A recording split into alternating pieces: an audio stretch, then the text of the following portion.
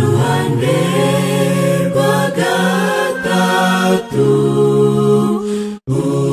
oya ntabwo mpisemo Yesu gusa saba Imana ngo inshoboze guherera mu ruhande rwiza. Umurongo udutandukanya n'isi uracoye mu buryo bugaragara neza. Buri muntu akwiye guhitamo neza uruhande ari bubemo. Inyamaswa n'igishushanyo cyayo uramenye wirinde kubiramya. Ntuzemere gushyirwaho ikimenyetso cyayo mu ruhanga cyangwa mu kiganza. Na ruhande rwa gatatu oya narwo mpisemo Yesu gusa saba Imana ngo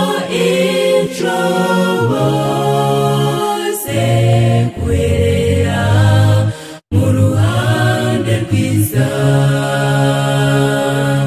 Na ruhande rwa gatatu oya narwo mpisemo Yesu gusa saba Imana ngo inshoboze guherera mu ruhande rwiza. Dore umuriro w'akarengane wacanywe hose witeguye kutwisukaho nyabyo. Dukwiriye kwihana no kuzinukwa icyaha tukezwa bikitwa none. Dore abera barenganye kera dukwiriye kubafatira urugero, kubera ko abababazwa none tugomba gusoza duseka. Na ruhande rwa gatatu oya narwo mpisemo Yesu gusa saba Imana ngo inshoboze guherera mu ruhande rwiza. Na ruhande rwa gatatu oya narwo mpisemo Yesu gusa saba Imana ngo inshoboze guherera mu ruhande rwiza. Ntabwo Imana izigera ihata umutimanama, ahubwo ikoresha umudendezo w'umuntu.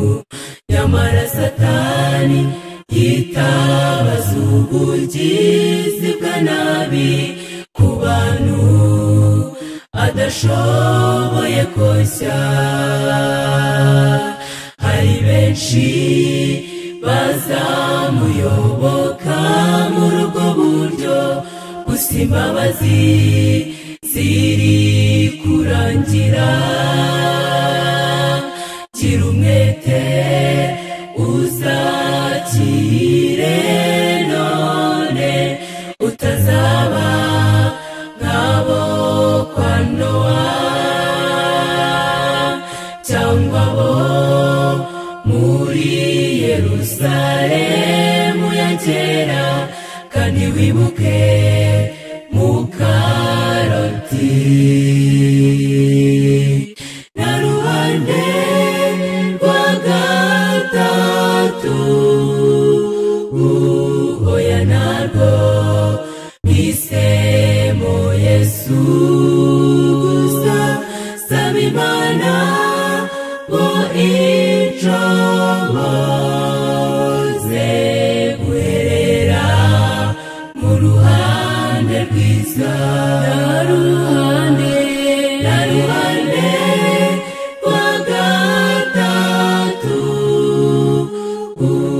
oya narwo mpisemo Yesu gusa.